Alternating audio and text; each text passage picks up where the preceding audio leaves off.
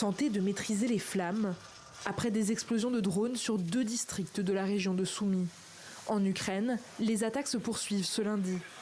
À Kherson, selon l'administration régionale qui diffuse ces images, des bombardements auraient tué 2 personnes âgées et fait de nombreux dégâts matériels. Il y a eu des tirs et d'après ce que j'ai compris, ça a commencé dans cette maison. Ensuite là, là et là, c'était des frappes. La femme qui est morte, c'était votre mère ? C'était ma tante. Vendredi dernier, des pourparlers entre Russes et Ukrainiens, les premiers organisés depuis 2022, ont eu lieu à Istanbul.